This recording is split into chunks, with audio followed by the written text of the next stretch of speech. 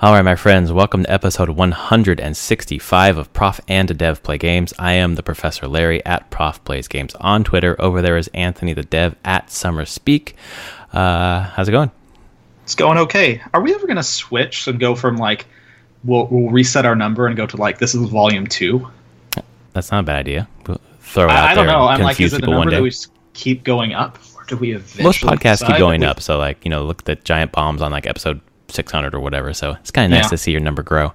Speaking of numbers growing, I want to thank all the new listeners coming over to our podcast and remind you that there is a way to rate us on iTunes and all the other podcast services of choice. Again, 5 stars is great, 4 stars is pretty good. I don't think there are any stars below 4, don't worry about it, so 4 or 5 would be awesome. We come every week, news about PlayStation, Xbox, PC, Nintendo, yada yada, and we give away game codes. And actually, I'm going to give you a game code right up front here. This is for the old WiiU. So if you still have that plugged in, this is for Shantae and the Pirate's Curse, and it's B0L83GLV0T064V8R. That's for the WiiU. So enjoy that. This week, we're going to talk about XO18 that just happened, and then we're going to talk about the things that we're playing. So let's start with your thoughts on XO18.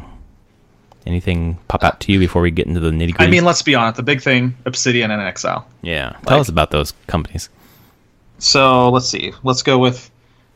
they pretty much are the main market for your computer RPGs in the last, 5 or 6 years, maybe longer. Obsidian, known for Fallout New Vegas. Stick of Truth, Knights of the Old Republic 2 back in the day.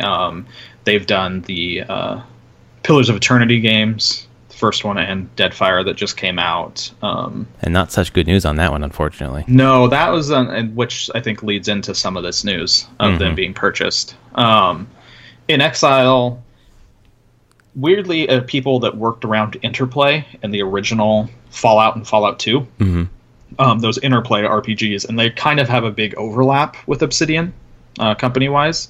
The last major thing they did that kind of really sparked them back into the main, I guess, mindshare of people who like computer RPGs is they did Wasteland 2, and Wasteland, the original one, is like the precursor to Fallout. It's a very old computer RPG. And they did Wasteland 2, and they're doing Wasteland 3. Yeah, I think Wasteland 2 just came to the Switch recently. It probably did. They've ported it around to most consoles at this point. They did the Torment Tides of Numenera because one of the people in Exile, he was had worked on the original Planescape Torment. Mm-hmm. There's a number of them that had worked there. So there's a long pedigree of this computer RPG stuff, and now Microsoft kind of owns them. And Exile had released Bard's Tale 4, I think, this year or beginning of last year. That's why I remember their name. And it hasn't done exceptionally well. Correct. So this is where there's a common ground in Obsidian and Exile that they have great pedigrees, but the last few games that they've done haven't been received very well by the market. Well, and those two companies are kind of, doing a lot of passion projects that are, I think, mostly being funded by crowdfunding, and then you're kind of Fig on Obsidian's part, correct. And I think in Exile was Fig for Wasteland. I thought Bard's Tale 4 was Fig, yeah. Yeah, and I don't know if Wasteland 3, if they went to Fig for Wasteland 3 or not. Right. But so basically, you're living and dying off of your game being a success, and I wonder if the success of Divinity Original Sin 2 kind of sucked the oxygen out of the air for some of these other games. Maybe not. A little bit. It's crowded. It's very crowded. Mm-hmm. This is the thing that's sad about Deadfire doing bad to me. It is a far superior game to Pillars of Eternity. Such a good computer RPG, CRPG, Western RPG. But it just didn't sell. And it's not, I don't think, out of quality-wise. It has quality. It's great writing. It's voice acted very nicely. It has all the Critical Role people in it. Right. They did voices for it with different characters. There's so many good things about it, but it just didn't get traction. I don't know if it's just there's so many more games coming out. Yes, Original Sin 2 I think did all these things and better in so many ways. But man, it's a rough time. And I didn't hear a lot about Bard's Tale 4, which is probably the sad part for it. Right. Is that it just kind of came and went. I heard a lot about it on podcasts when it was launching, and it sounded interesting. And then the next week and further on, nothing, not another word. Yeah. So it just came. It didn't stick. Didn't get the mind share. Right. Which is going to be hard for a lot of these companies with games like that. It's hard to stick into players' minds now. And so there's part of me that feels like Microsoft making these purchases kind of saved these companies. And I bet they got them on a good price, I'll be honest. Oh, yeah, because they were hopefully probably shopping themselves for a buyer. A little bit. They would something that would give them stability and some support. I also know that Obsidian, Chris Avallone, he left Obsidian not like 7 months ago. Oh, is that like that recently? He had a big, or maybe longer. I thought he did stuff on Deadfire though. Huh? Sure. Yeah. Okay. I was pretty sure he definitely worked on Tyranny, which was another one that didn't do that great. Right. Because he's been working on Dying Light 2 for a while, so I don't know if it's been... Yeah, and then he left around then. But he did a lot of external contracting too, and helped write a bunch of external stuff. Oh, okay. But he had a big falling out with the owner of Obsidian. Yeah, clearly, because he's kind of taken to Twitter telling Microsoft how poorly managed Obsidian has been and not to buy them. Yeah. Which is a little extreme, but... Yes, there's a big falling out there. So, I'm very... Well, it seems like good pickups. You probably won't be seeing anything out of these guys that's on, I would say, the Xbox side of things for quite a while. Well, anything new, I should say. Like, you'll see ports of Wasteland. I mean, this is a good sign that maybe you'll see a port of Deadfire to the Xbox. Yeah, I'm hoping that it means it'll be popping into Game Pass or whatever. But this is definitely... This is for next gen. This is for setting up studios to compete with xCloud, or not xCloud, Google Stream or whatever the streaming stuff's coming up, and even Sony, of course. But, I thought a lot of the disappointment from XO18 was people saying that, there weren't new AAA games being or teased or whatever. But of course, that's not going to happen. That's not now. No, they're laying the groundwork so that they're going to put killer stuff out next gen. Which I'm happy to see because I think In Exile and Obsidian obviously have done some good stuff, even though the sales numbers haven't been there. PoE 2 is kind of proof in the pudding there. But to know that they're going to have the funding to do proper games and the time to make those proper games, it's pretty exciting. That's what you hope. That's what I hope, exactly, because who knows what's going to happen. Scalebound, for example. Microsoft is kind of erratic on this stuff. So Microsoft has grown and expanded their first-party developers multiple times in their lifetime. So all it takes is a new person to come in and not feel like this is the way to go. Correct. And then they just collapse it back down to smaller studios. Or if one of these games comes out or a couple come out and they kind of flop, does it give management, stockholders, shareholders, people above the Xbox division worry and say, you need to change course? That's the problem with big, giant public companies like this. Right. Because they're beholden to so many stakeholders. There's so many stakeholders and cooks in the kitchen on this stuff. And man, games can be harsh that way sometimes. Yeah. And they'll be like, oh, change it all. Okay, we brought on too many companies, so start cutting things down. And so my hope is they get the runway that they need to put something out for the next gen. But I don't feel like it's completely... it's never completely stable in these big companies like that. Correct. It's probably naive of me to say, but I feel like as long as Phil Spencer is the head of Xbox, that they're going to have the time. But, here's the thing. I would think if Phil Spencer gets pushed out, then you should worry. Exactly. I think he would leave probably before doing radical course correction. Yeah. But I have a feeling if pressure came from above, they would be like, if push comes to shove, people above him will say, well, you can either be with us or you're out. Right. Make your choice. Yeah. I hope it doesn't. I feel like he's respected, so I don't think that will happen. But honestly, it's happened in plenty of other companies. So Yeah, things change, so we'll see for sure. But I think how many years do we have? 2 years, 3 years before I would say next gen. Yeah, 2020, 2021. 2021, I expect. Yeah. So they might try to rush for 2020.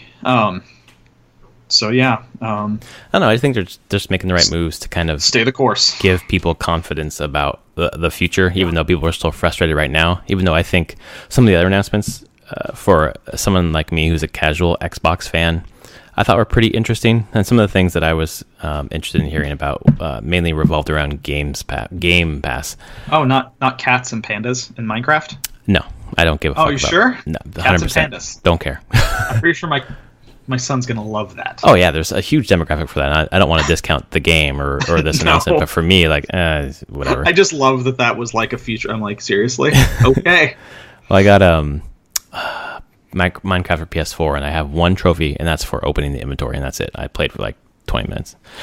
But my son randomly got me another trophy on it. Nice. Because he plays on my account, and he was playing it, and he's like, Dad, I got you a trophy. And I'm like, I have no clue what he did, but he did pop a trophy. Thank you. But there's a bunch of quality stuff coming to Game Pass, and some things that I'm interested in. Obviously, the one next week is PUBG. Never played it. Obviously, the Battle Royale I've played with Fortnite, and I just didn't want to buy PUBG, so now I get to try it for free. Quote unquote free, so that's great. Yeah. But something I didn't realize was going to come to Game Pass, which I should have, obviously, because it's all first party studios or whatever. But Ori and the Will of the Wisps is coming, and Hellblade. Well, yeah, Hellblade's coming. I already own that one, but that's a really big one coming. But I mean, I saw that too. Like, look at this is what you get when you have first party studios, right? But Ori the Will of the Wisps coming is interesting because it looked like it was dated for January, so I didn't realize that game was coming out so soon. So that's pretty awesome. And then right now, if anyone's listening, Game Pass, if you don't have it, right now you can get a month for $1, and then you can buy this. Anyone right now can buy the 6-month pass for $30. And there's just a bunch of great stuff on there. If I weren't playing Assassin's Creed Odyssey all the damn time, I would have booted up my Xbox to play Forza Horizon 4 or some of these other games that I haven't had time to play. But every spare second goes into Odyssey. The thing that wasn't announced that I was like, had like 10% hope for was Banjo-Kazooie and Smash, but obviously that wasn't going to happen. So. And it did not. I mean, they talked Square's bringing Final Fantasy everywhere now. Dude, absolutely everywhere. They're just like, guess what? We are going to make all the money we can off this, and we're going to bring every version of all Final Fantasies we can to every platform. Might as well. I like that the solution for Final Fantasy 13 was just to make it backwards compatible. The 360 discs, which is nice. Yeah, I just don't need to play 13. Did you ever play it? Yeah, I played like 25 hours of it. And you're like, nope. No, and then you ask my friend, like, oh, it doesn't really get good until about 40. Aww. I'm like, nope, I'm out. I'm out. No thanks. I'm like, I gave it a good shot there, and I am not okay with a game that takes 40 hours for it to be good. Yeah. But they don't love it. They're just like, oh, it got good. I'm like, no. You have other Final Fantasies to play. Not, however, any of the Final Fantasy 15 that was one of the few DLC. that I'm just like, no.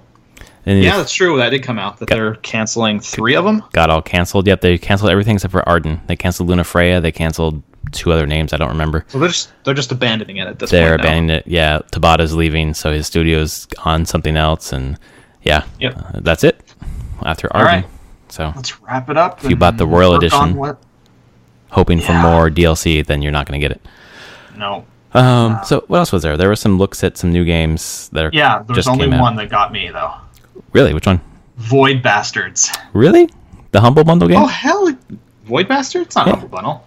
No, it's I think they're I'm 90% sure they're the ones behind it. No, it's Blue Manchu, the people that did Card Hunter. What? The game I ported to Android. Oh shit, man! So you got some history of this. I thought for sure it was Humble Bundle. What the fuck? Not with this team directly, but I worked at Dropforge was the company who made Luton Legends for iOS, which was a mobile version of Card Hunter, which you can still find on Steam. And I did the Android port of. Yeah, it's fucking Humble Bundle and Blue Manchu announced Void Bastards. Okay, I'm not that crazy. So Humble Bundle is the publisher. Publisher, exactly right. Yeah. Okay, Blue Manchu made it. The reason why this is exciting to me is that the head of Blue Manchu is Jonathan Che, and he was a founder of Irrational. Oh, nice. Him, Ken Levine, and I can't remember the third guy, because the third guy like left and hasn't done anything else. He just kind of retired. But Jonathan Che was the development director, and so this Void Bastards, I'm like, oh, it is System Shock 2 meets Borderlands meets FTL meets roguelike. That's a lot of cross sections. Oh, I know, and I'm just like, give it to me. Oh, awesome. Okay. Like, this is where I'm at. I want to see all of this. The humor looks great to me. It has that super stylized, cel-shaded comic book look. Right. Yeah, I just saw screenshots of it. And it has like the FPS RPG kind of strategy element going on. So yeah, it's coming to PC too, right? It's coming to what? PC. I assume it's coming to PC. Right. So yeah, I just have a lot of respect for the team building it. Nice. So that actually really exciting, and I did not expect that. So. Other than that, yeah, none of the other stuff was like, oh, I absolutely love this stuff. So yeah, the rest of the stuff was just to pop it up here is an expansion pack for Forza Horizon 4 called Fortune Island, which looks a little Norse in some way. I didn't quite get it. Sea of Thieves getting some update for PvP coming next year. State of Decay 2 is getting an update, and then Crackdown 3 again mentioned it. It's coming out February 15th, and then the original Crackdown is free right now, backwards compatible. That's cool. So I grabbed that. I've never played Crackdown. I heard the first one was great. Second one sucked. So might as well check out the number one. But Crackdown, I have Games Pass for like the next year. So all these games are coming to Game Pass. So I'll be able to check them out for not free because I bought Game Pass, but it's nice to not have to pop $60 for every game. So it's just a really good deal. However, having Game Pass, I haven't played a single game on it because I've been playing, my PS4. But yeah, exactly. Or Switch. Or Switch. Yeah, exactly. Or there's a lot of things to play all over the place. Yeah. Right. But it is a nice idea. I like the Netflix of games kind of thing. They're all competing for my time, not my money at this point. Yeah. And I mean, let's be honest, we have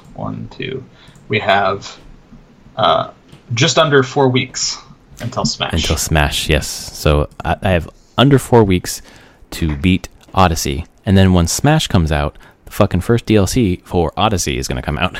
It's coming out in freaking December. So have they dated it yet? I saw an article today where they were talking about Assassin's Creed 3 coming out next year, right? But they said the first DLC, the Hidden Blade, or the Legacy of the Hidden Blade. Yeah, that was supposed to be this year sometime. Yeah, it's December. They said it was December.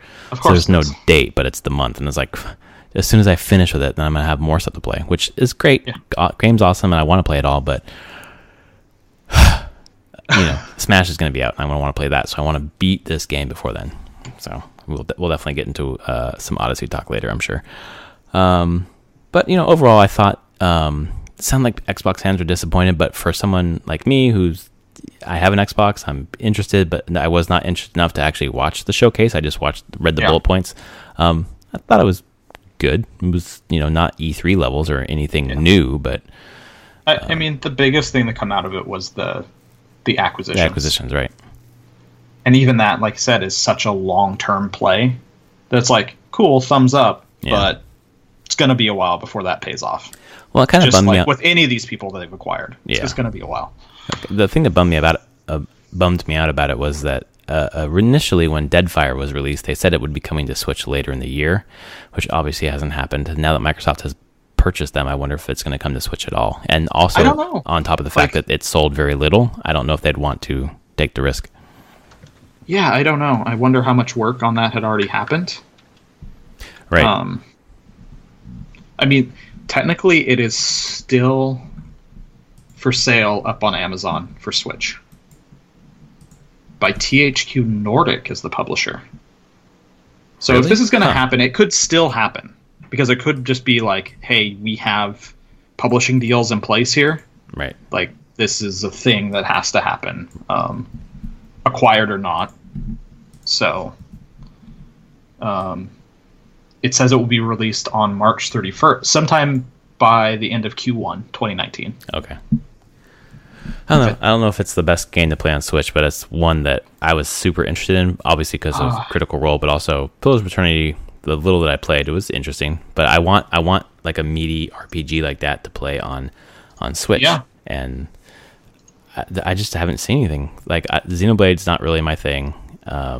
Obviously, Skyrim, I have it already on another platform, but it's just not really anything that's really got it hooked into me. And like Octopath, of course, I think some people would say as well, but that's also, I just haven't given it the time yet. Well, that's a JR. Like, there's a difference between JRPGs and Western RPGs. Mm-hmm. There just is, and I wouldn't mind having Deadfire or something like that on Switch. Like, if they could do the UI, that's the biggest thing. Is like, how are you going to do the UI? How are you going to do selection and movement, inventory management in a decent way? Right. And it can be done.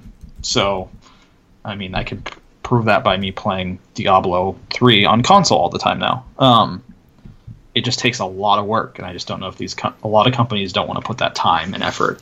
That seems like a lot of iteration for that kind of stuff. It's a lot of iteration, and it's a lot of time whenever you're like, let's just, completely rewrite our UI to work here. And rewrite our input systems, and, all that deep stuff that usually becomes spaghetti and is intertwined with lots of things and causes problems when you start changing it. So, the other thing about XO18 that I kind of want to shout out is simply where they did it. I know they do the XO or whatever conferences in lots of different countries, but to do it in Mexico City was really nice for the fans there. I know Xbox is pretty big in Mexico. At least when I was studying there, a lot of people had Xbox around me, so it was nice to see them give the fans there something, even though like those of us watching or whatever, just watching the stream, weren't super excited for them to do that kind of big conference there and then get the fans to get hands on with a bunch of stuff. It's pretty cool. Yeah, no, I think it's great. I think it's great that they move it around, and put this like away from E3 and stuff. Yeah, like this gives more access to more people, which is great. Always good to talk about games and have new games come out into people's hands. Yes. Speaking of games, we have been playing a few this week, I assume. I've been playing 2 that I've talked about before. Diablo 3. Yes. So level 70 monk. That's crazy. It's been a week. And I'm a Paragon level 158. Damn. That's some commitment. And this is your season? Is this a seasonal character? Yeah, just season characters. Yeah, okay. I got all my season rewards already. Yeah. If I want to get more, it's just portrait frames. Oh yeah. And I don't know how much I care. I'm like not driving specifically for those right now. I'm just on the item hunt train of trying to build sets, get legendaries. What you do at the end of Diablo. Loot grind. Doing Nephilim rifts. Greater rifts, doing all that. Doing bounties to get resources to craft and reroll stuff. Are you solo or are you playing online with random people? Solo. Oh, yeah. I don't do randos. Mm-hmm. Really, I don't. So just me. But a lot of times what's been great about it on the Switch is I can just pick it up and play anytime I want. And the thing is I can like put the Switch to sleep while I'm still in the game. Instantaneously, just boom. Instantaneously. I'm just like, all right, I'm off. I finished a bounty. Turn it off. Hour later, power it back on. Oh, I'm still on that same game in that same world. My bounties are all complete. Like, I can just continue. And so it is the ultimate just pick up, play for the time I have, put it back down. Like, I went off island today, took the ferry, and it's only a 20-minute thing. And guess what? Was in the car on the ferry. I was playing Diablo. Why not? Yeah. Oh, man. That's great. Oh, time to drive off, close down, and I know everything's saved. It's incredible. Such a great way to sneak more gaming time into your day. It is gaming time into your day, and I kind of feel, well, not graphically the best version of Diablo 3, mm-hmm. but play-wise, Diablo 3 is perfect for the type of play that the Switch is built for. Right. Which is just that pick up, play for a few minutes if you only have, put it down, do something else, pick it back up, take it with you, dock it, doesn't matter. Like, just, it's on the go with you, and the gameplay loops of Diablo and the speed of those loops fit perfectly into that play style. And the design of the Switch and the hardware, and like, I expect how Nintendo expects you to use the device. So, it's amazing. It's incredible. I'm having a blast. it will probably be my go-to place to play Diablo 3 forever now. Oh, nice.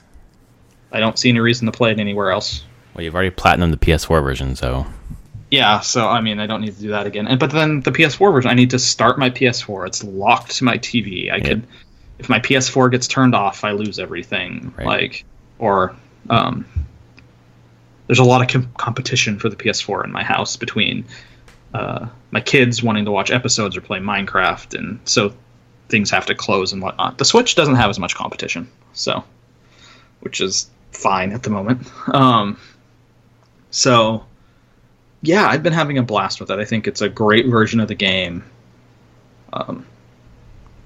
Hopefully you'll have a copy when you come up in for Emerald City Comic-Con? Emerald City Comic-Con. And we can just chill and have those with us. We can just form parties and go. That'd be great. That sounds fantastic. Oh, by the way, quick shout out to my friend Brad, who tripled my chances of getting Comic-Con tickets for San Diego, because usually it's just me in the open to the public random lottery, but they didn't get their preview night, so they wanted to try to get that. So because you can buy tickets for other people too, it was, if I got in first, I would buy theirs. If they got in first, they'd buy mine. So they got in. They got me preview night in all 4 days. I'm pretty excited to go back to Comic-Con after 6 years. And then I went out for a walk. I was like, okay, we're all done. Came back. I had not closed my session on accident. When I came back in, it said, you're in. You can buy tickets. And I was like, shit, I already bought tickets. But I remembered my friend Ted. I remembered his ID name. So I logged in and bought him a couple tickets just in case he could go and wanted to go. So after 6 years of trying and never getting in, I got in twice this weekend. That's awesome. And we're all going to Comic-Con, and we're all super stoked. So 2 Comic-Cons in 1 year. Can't wait. Pretty sure San Diego Comic-Con is a bigger deal than Emerald City. Well, it's the 50th Comic-Con this year. It's the 50th anniversary. Or next year. Is it? Yeah, it's number 50. So it's going to be huge. Holy crap. It's going to be huge. And I'm still excited about Emerald City, though, because hanging out with you, checking, a smaller... Yeah, it's a much smaller one. It's still busy and has a lot. Yeah, it's a little bit more low-key, though. But then Critical Role, too, so... Yeah. I'm ready. That'll be fun. Yeah. So you played Diablo 3. What else this week? 3, and I've been playing more Magic: The Gathering Arena. Oh, yeah. Again, an easy game that I can just put some time into, finish. They do like daily quests, so it's like play a certain number of lands, play a certain number of creatures, certain colors and stuff. And I have a black-white vampire deck, rush deck that's been a lot of fun to play. It's currently 13-4 in just the random queue, play queue. Uh-huh. So it's a pretty strong deck overall. I've been having a lot of fun with it, and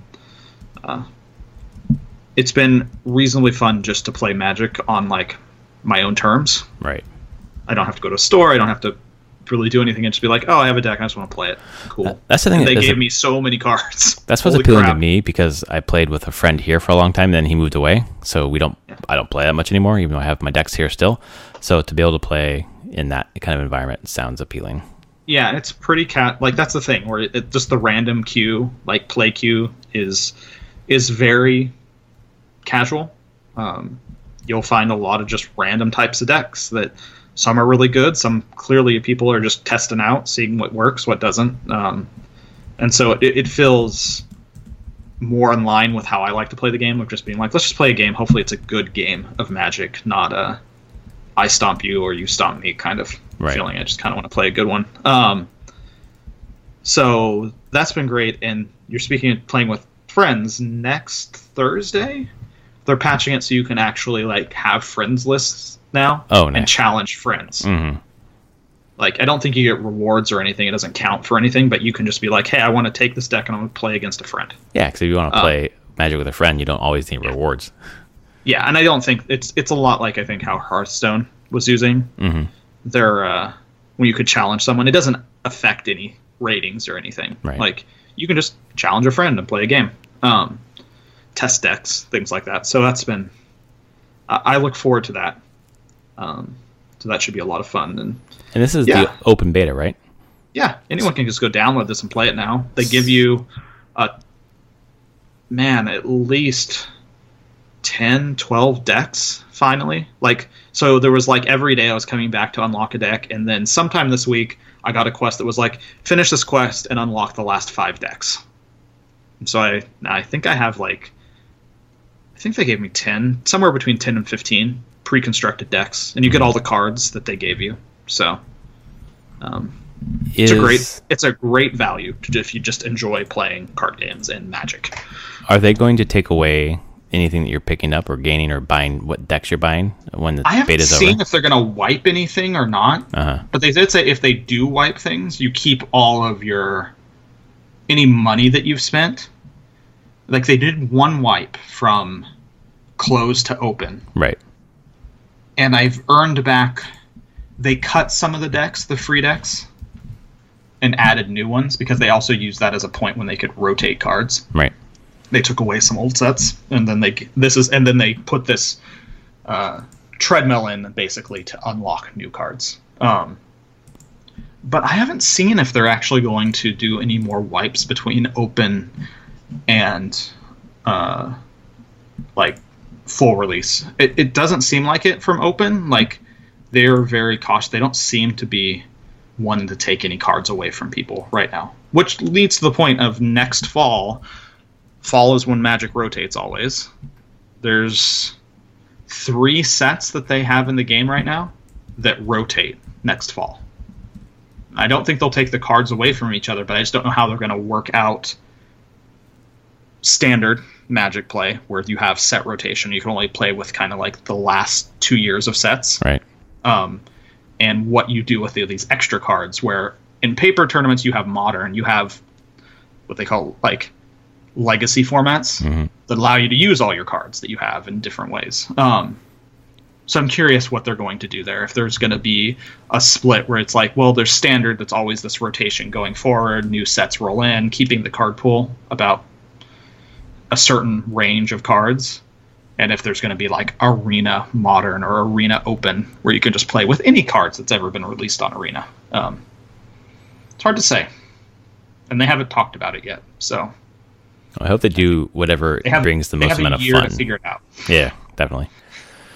I still got to download it for my PC. I haven't turned on my PC in a while. I know, that's the problem. It's just your PC is not in a great place. It's not right now. But we'll see. I would assume it will come out for other things once it's in full release. Yeah, it makes sense to come out on iPad eventually. It's built in Unity. Yeah. So it can be on iPads, any of that stuff. It could be on console if they wanted to do it. So I just really think with this time beyond when they were doing an external company doing like the Duel of the Planeswalker games years ago, they really want this to be their like modern Magic digital platform. Yeah, it's like a platform going forward. Exactly. Yeah, and so they're being a lot more cautious with this than they've ever been. I've seen Wizards be with a digital product. It's kind of like their, not last chance, but like best chance to get it right. The best chance, and they're like, we got to get this right. Yep. So I think rolling stuff out to multiple platforms too early would be a problem. They want to just stay pretty, because they don't even have a Mac client yet. Right, just build the hype for, people know or hear about it and know it's going on PC and they want it. Work out the bugs, the kinks, make sure the server, the backend's working fine. Like they've been doing a lot of work on that, just like making sure clearly matchmaking is getting better. Because I feel like I'm being matched against people around my skill level, and playing decks that are similar power level to me. Because as far as I can tell, matchmaking isn't just like an ELO behind the screen. They actually are comparing deck power levels in some way and trying to pair people up who have decks that are roughly the same power level. Well, it's good that they want to take time to make sure people have a good experience, because that's the best way to keep people coming back. Yes, and they're doing a great job. So those are the 2 games I've been playing this past week. Well, for me this week, it's been Switch and PS4. So let's tackle the Switch game first. I put a lot more time into Bloodstained Curse of the Moon. Nice. I beat the first 6 levels, I think, and I thought I was at the end, but the way that the story beat was going, where I was not fighting, Dracula or anything of that ilk, then I got to Dracula's castle, and I'm going through a couple stages through his castle to get to him. I think there were a total like 7 or 8 or 9 stages. But it's just I don't want to call it like easy Castlevania, because it feels like the challenge is right. Like if you think about Castlevania 3, that's where the challenge feels. But the way that they have the party system that I explained before, where every time you beat a level, you kind of excuse me, you kind of gain a new character, and then they have different skills to help you traverse the next level in a different way. But then you can switch between them. So then if one dies, then you still have the 3 left, and then 2 left if another one dies, whatever. And when they all die, then you actually lose a life, and then kind of start at the last checkpoint. So it's kind of pretty generous in terms of checkpointing and progress. And I don't find the enemy boss patterns too unforgiving. Like if you think of Hollow Knight bosses at like a 10, these bosses are at like a 2. Like it's really drastically much easier than that recent game that I played on the Switch. But the music is awesome. It's an homage to NES Castlevania that just feels great. So I probably have another half an hour or so to put into that to kind of get through that game. And then the rest of my gaming time this week has been spent on Assassin's Creed Odyssey, which once I got over the time change, because I was falling asleep like at 8:30. Like I turn on the game. Well, that happens whenever your daughter is waking up at 3:45, 4 a.m. Exactly. So yeah, I was watching a cutscene, and then all of a sudden, cutscene was over. I was in a different part of the world, and I was like, "How did I get here? What's going on?" I had fallen asleep. So I think I had my hand on the controller, and I was like moving my camera. I don't know what was going on. So I was like, I gotta go to bed. But I decided to follow. Let's see here. I finished the Naxos storyline. I might have told you this last week. I'm not sure. Yep.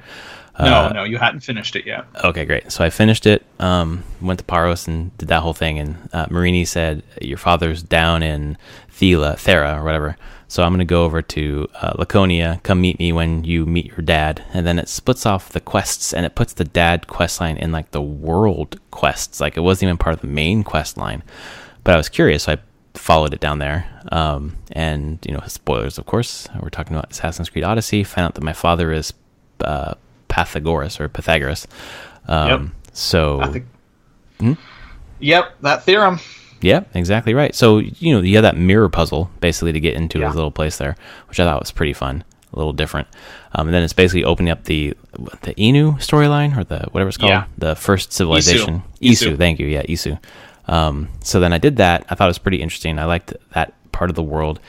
And then from there, I decided I'm just going to hit a random island and see what happens. So I went south to, I guess it's Crete, and I went to the Minotaur storyline, which honestly, it's the best writing in the entire game so far. Like this whole side quest about, you get to this island, they're talking, you meet this boy when you get off your boat, and he like basically wants you to buy a tour of the island, the Minotaur tour. So I'm like, sure, why not? And then he like leads me around different parts of the island and talking about Minotaur, and it just seems really cheesy and kind of like this tourist trap, basically, is what it felt like.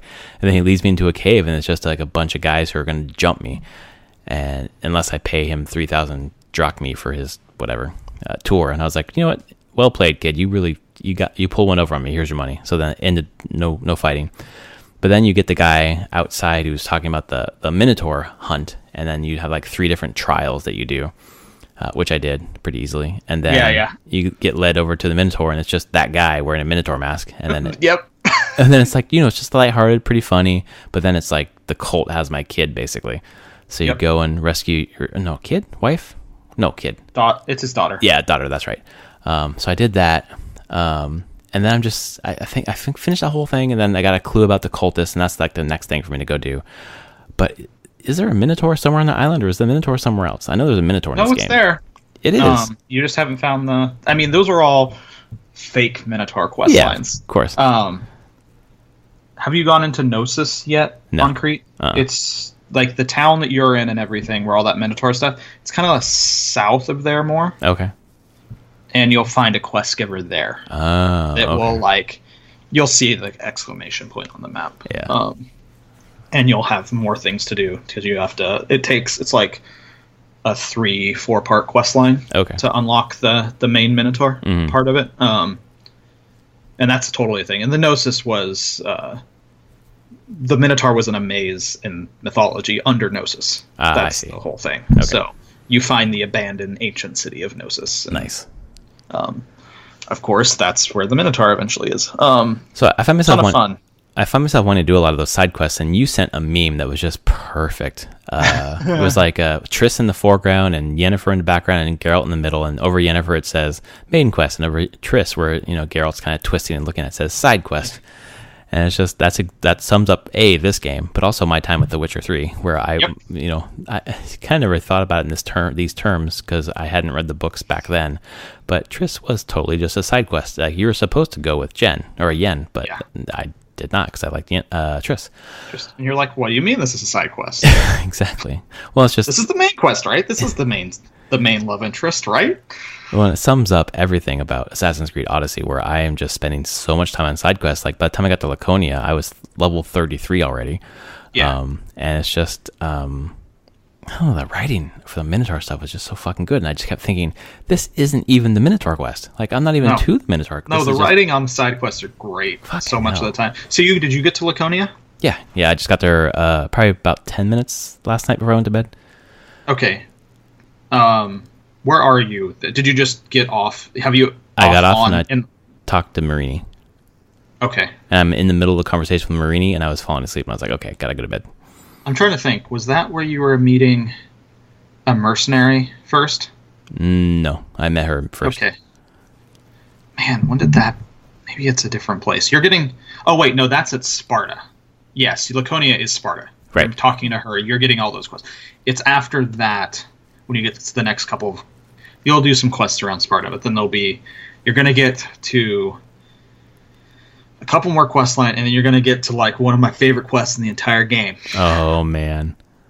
Testicles. Oh, yeah, Testicles. It's going to be so good. I'm so happy for you. Love it so much. I keep waiting to go back to that one place where you got like the 3-part quest that took you everywhere. The start with an M that I went to, and I didn't see any quests there. Yeah.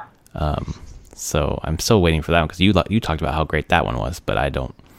You don't have that. It's really weird. And part of me is like, go back there and park your ship there. Yeah. And get off it and see if it will trigger something. Yeah, I might want to try that.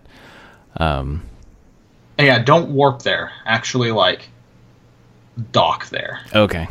At the main dock. Mm-hmm.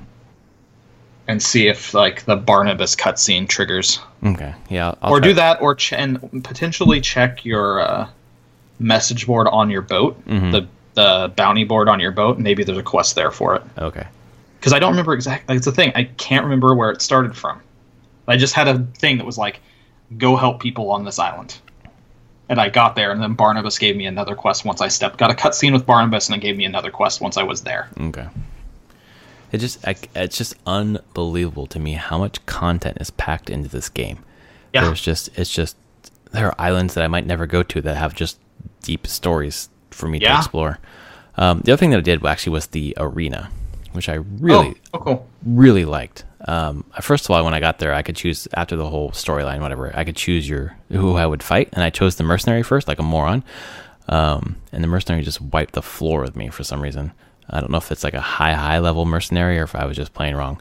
But then I chose one of the other, like the kings of the arena or whatever they're called. Yeah. And there's like waves. It was almost like a horde mode. There's like waves of like 3 enemies and 3 again and 3 again, and there's like spinning spikes and whatever in the arena. And then the king came out or whatever. And the king, maybe it's a glitch or maybe this is by design, but there's no health bar for that character. Did you notice that? It might have been a glitch for you. Their health bars were like boss health bars. Oh, okay, yeah, there were no health bars. Like center top screen, like full screen, big health bar. Oh, up on top, not above them. Yeah, it wasn't above their heads or anything. It was I might not have noticed then. Yeah, they are considered bosses. Okay. So they get the boss treatment on health bars. I don't know about the mercenary there because I went and did the arena when I was already like level 50. Oh, okay, yeah, I'm there. 32. But still, it was like the person that was in the arena was the number 1 mercenary. And that's what I thought. I played, and that's how I took him. They don't always have to be the number 1. Yeah, because I don't think it is. I checked the name against the number 1. I don't think it was the number 1. Yeah, but I got he hit me like twice. It probably is a higher level mercenary. That's for sure. If you're only at 33, I bet it's I bet it's like around 40. Yeah, I would expect maybe higher. 2-3 hits and I was dead, so it must have been something like that. But I like that arena idea. Just it seemed like a nice diversion from everything else that was going on. But I really like the way that the arena was designed, like having all the little hazards and stuff in the place. It kind of added another dimension to the fight. Sparta kick people into spikes. Hey, good idea. I actually didn't do that. Ton of fun. Because I got my second melee wheel, so I put Sparta kick on the second one, and I haven't been using it as much lately. So I should definitely do that. But overall, I'm probably maybe 60% of the way through the story. Would you say that's accurate of the family storyline? 60 to 70, somewhere in there. Cool. Like I think it's a little bit, not I would say padded, but there's a few more things to be done. Like you're in Sparta, there's quests to do there, depending on how much you get distracted in around Sparta. But there's 2 main quest lines off of there that then go branch into additional things to be done. Once you wrap all those up, then you much more quickly finish the family storyline. Okay. So, because I guess my question, most important question is, would you, if I'm putting like an hour and a half a night, do you think I'll finish that family storyline by the time Smash comes out? Yeah, I figure you can. Okay, cool. I still want to do the other stuff, of course, but I really want to make sure I finish the family storyline before I finish the family storyline, and you should finish the father storyline. Right. Yeah. That needs to happen, and I would recommend. I don't know what order to do it in. Mm-hmm. In some ways, because I finished the mythology and father storyline before I finished the family. Mm-hmm. And I'm trying to think what would be necessarily better. I don't know. Kind of works out either way. It's a little bit odd. Just do it how you want to. Yeah. I guess it's not gonna hurt anything. But I do recommend whenever you defeat mythological creatures, go back to Pythagoras each time and turn it in, as opposed to turning all 4 in at the end. Oh, okay. Just because it's going to be somewhat longer and tedious if you do it all at one time in one go. Like it's nice to turn it in, get a bit of Isu lore mythology, like dialogue instead of info dump at the end. Info dumped in one fell swoop. Right. You turn all 4 of those in. So I did it that way. I had a friend who did it all at once, and he said, "Don't do that." And I did it one at a time as I finished them. And I can guarantee you, I'm like, yep, that would be is clearly much better than giant info dump all at once. That is good advice. Thank you. So I'm like 45 hours into this game and just enjoying the fuck out of it still. Like you know how I like play for a while and I just bounce to another game. When I feel like I'm done with it, I'm not even close. Like I'm feeling the itch to play something else a little bit, and I feel like that's going to be itched by Switch.